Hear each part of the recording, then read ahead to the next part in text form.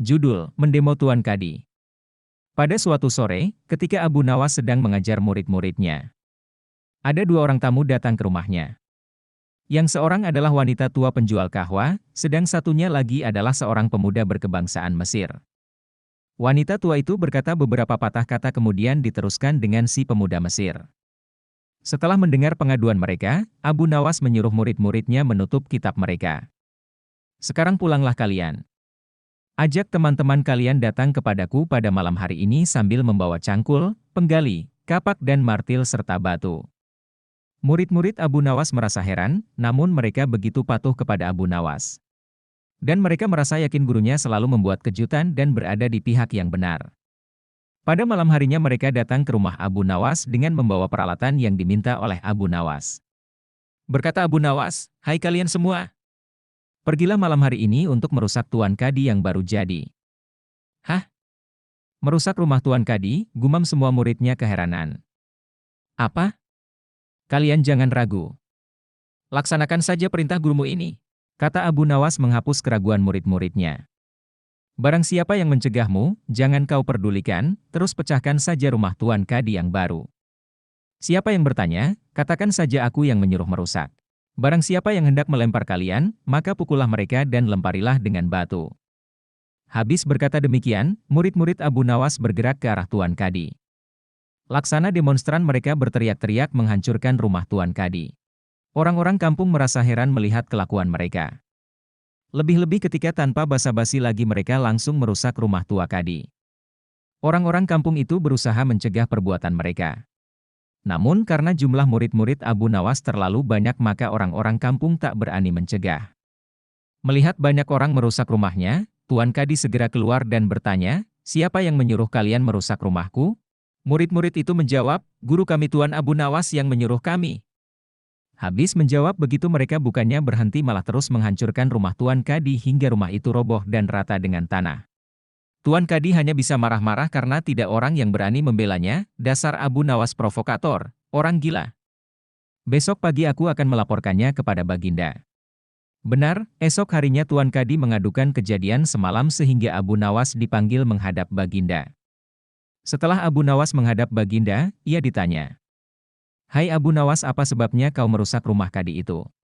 Abu Nawas menjawab, "Wahai tuanku, sebabnya ialah pada satu malam hamba bermimpi, bahwasanya Tuan Kadi menyuruh hamba merusak rumahnya. Sebab rumah itu tidak cocok baginya, ia menginginkan rumah yang lebih bagus lagi. Ya, karena mimpi itu maka hamba merusak rumah Tuan Kadi." Baginda berkata, "Hai Abu Nawas, bolehkah hanya karena mimpi sebuah perintah dilakukan? Hukum dari negeri mana yang kau pakai itu?" Dengan tenang Abu Nawas menjawab, "Hamba juga memakai hukum Tuan Kadi yang baru ini tuanku." Mendengar perkataan Abu Nawas seketika wajah Tuan Kadi menjadi pucat. Ia terdiam 1000 bahasa. "Hai Kadi, benarkah kau mempunyai hukum seperti itu?" tanya Baginda. Tapi Tuan Kadi tiada menjawab, wajahnya nampak pucat, tubuhnya gemetaran karena takut. "Abu Nawas, jangan membuatku pusing. Jelaskan kenapa ada peristiwa seperti ini," perintah Baginda. "Baiklah." Abu Nawas tetap tenang. "Baginda, beberapa hari yang lalu ada seorang pemuda Mesir datang ke negeri Baghdad ini untuk berdagang sambil membawa harta yang banyak sekali. Pada suatu malam ia bermimpi kawin dengan anak Tuan Kadi dengan mahar, mas kawin, sekian banyak.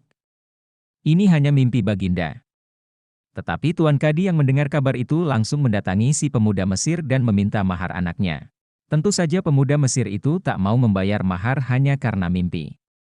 Nah, disinilah terlihat arogansi Tuan Kadi, ia ternyata merampas semua harta benda milik pemuda Mesir. Sehingga pemuda itu menjadi seorang pengemis gelandangan dan akhirnya ditolong oleh wanita tua penjual kahwa.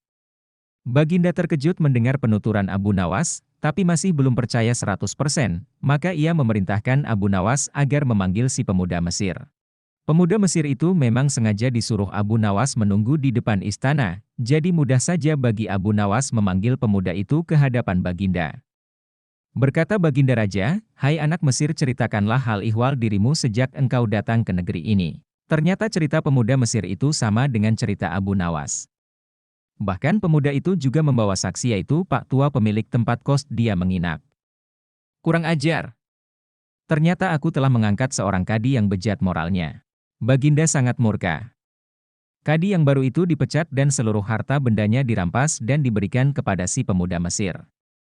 Setelah perkara selesai, kembalilah si pemuda Mesir itu dengan Abu Nawas pulang ke rumahnya. Pemuda Mesir itu hendak membalas kebaikan Abu Nawas. Berkata Abu Nawas, "Janganlah engkau memberiku barang sesuatu pun kepadaku. Aku tidak akan menerimanya sedikit pun jua." Pemuda Mesir itu betul-betul mengagumi Abu Nawas. Ketika ia kembali ke negeri Mesir, ia menceritakan tentang kehebatan Abu Nawas itu kepada penduduk Mesir sehingga nama Abu Nawas menjadi sangat terkenal.